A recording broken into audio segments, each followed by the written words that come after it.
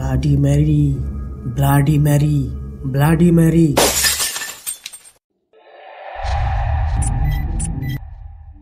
বন্ধুরা, আজকের এই সত্য ঘটনাটি পাঠিয়েছে কলকাতা থেকে দেবস্মিতা বোস। এই ঘটনাটি শেষে আপনাদের জন্য রয়েছে একটি বিশেষ প্রশ্ন, এবং এই প্রশ্নের ব্যাপারে আমাদের কি মতামত তা আমরা এই ভিডিওর শেষে জানিয়ে দিয়েছি।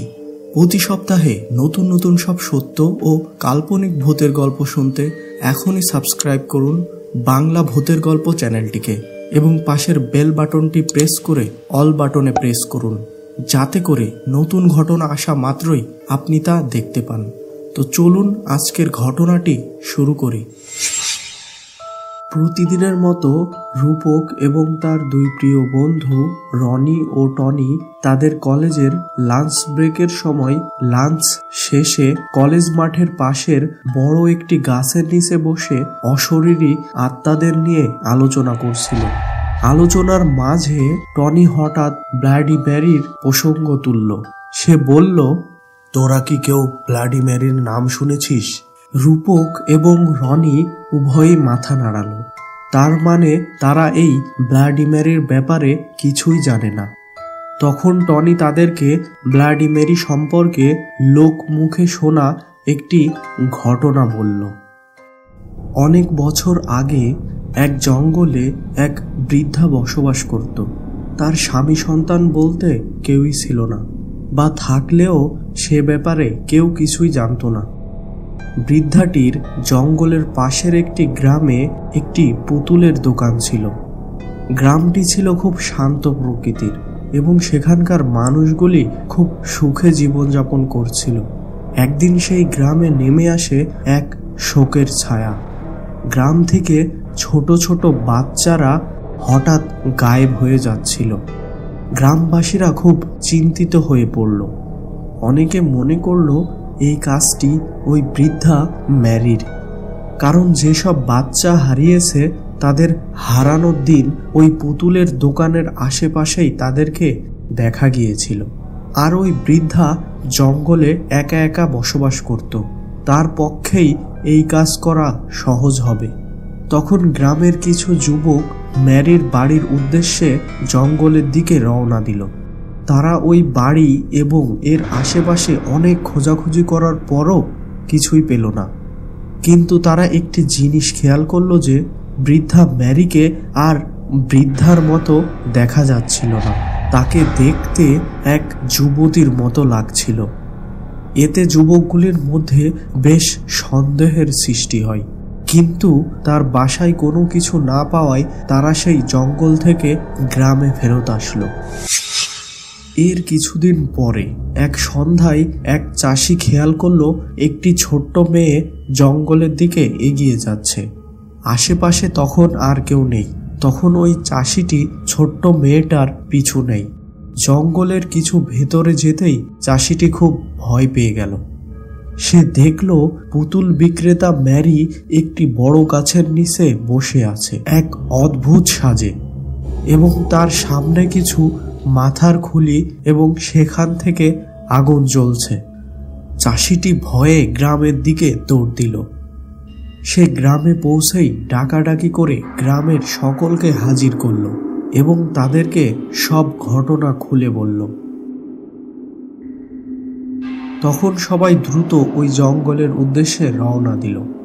তারা সেখানে যেই দেখল ম্যারির সামনে ওই ছোট্ট মেয়েটি বসে আছে এবং ম্যারি চোখ বন্ধ করে এক মনে মন্ত্র পড়ছে। এই সুযোগে গ্রামবাসীরা ম্যারিকে তার পিছনের গাছের সাথে বেঁধে ফেলে তার গায়ে আগুন লাগিয়ে দেয়। ম্যারি তখন আগুনে পুড়তে পুড়তে বলতে থাকে, আমি কাউকে ছাড়বো না। আমাকে যারা পুড়িয়ে মারলে গভীর রাতে যখন কেউ আয়নার সামনে দাঁড়িয়ে 3 বার আমার নাম নিবে, আমি তখন তার কাছে এসে তার আত্মা নিয়ে চলে যাব। রূপক এবং রনি বেশ কিছুটা ভয় পেয়ে গেল। ভয় ভয় কণ্ঠে রূপক বলল, এটা কি সত্য ঘটনা? লোক মুখে শোনা সত্য ঘটনা। অনেকে বিশ্বাস করে, আবার অনেকে করে না। আজকাল একটি গেম চলছে এটাকে নিয়ে, ব্লাডি ম্যারি গেম। গেমের কথা শুনে রূপক এবং রনিকে বেশ উৎসাহিত মনে হলো। রনি বলল, বেশ রোমাঞ্চকর তো, চল না আমরা গেমটা খেলি।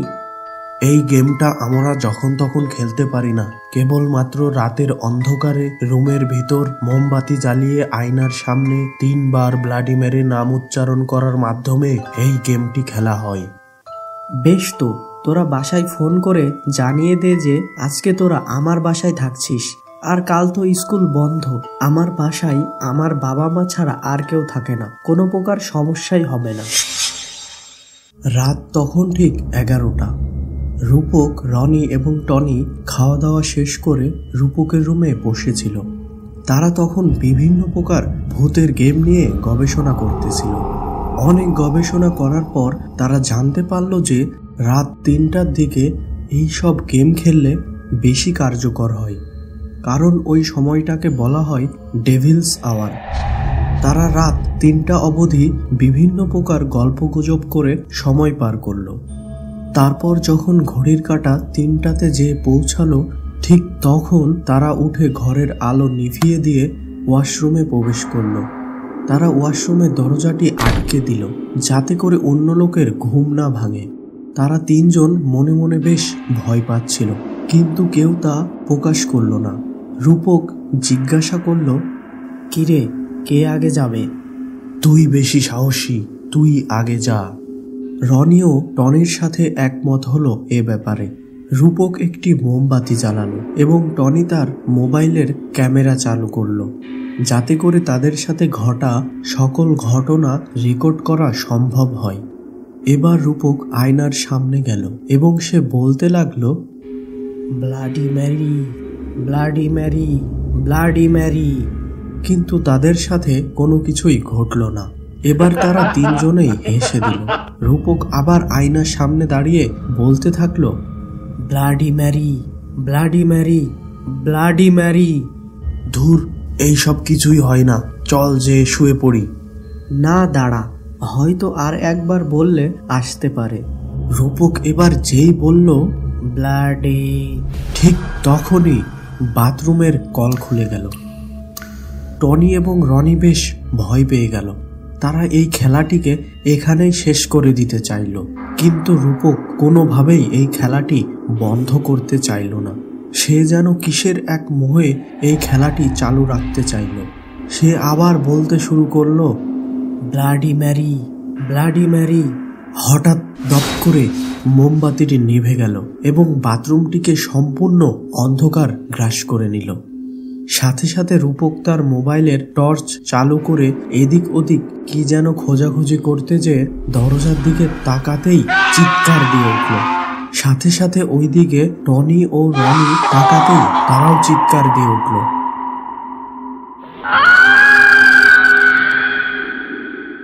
পরের দিন সকালে রূপকের মা বাথরুমে যেতেই ঘাবড়ে গেলেন। তিনি দেখলেন তার ছেলে ও তার ছেলের 2 বন্ধু মেঝেতে পড়ে আছে এবং বাথরুমের আয়নাতে লেখা ছিল,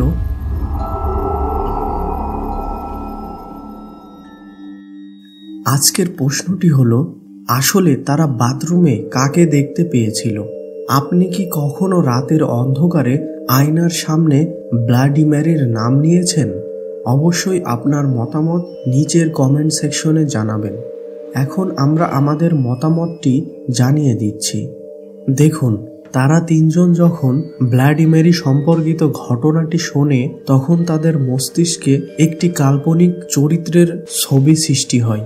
যখন তাদের বাথরুমে মোমবাতিটি নিভে যায়, ঠিক তখনই রূপকের মোবাইলের আলোতে কোনো কিছুর ছায়া দরজার সামনে দেখতে পায় এবং সেটি দেখেই তারা 3 জন ভয় পেয়ে যায়। এটি ছিল আমাদের মতামত মাত্র, ঘটনা অন্য কিছুও হতে পারে। এই ব্যাপারে আপনাদের মতামত অবশ্যই নিচের কমেন্ট সেকশনে জানাবেন।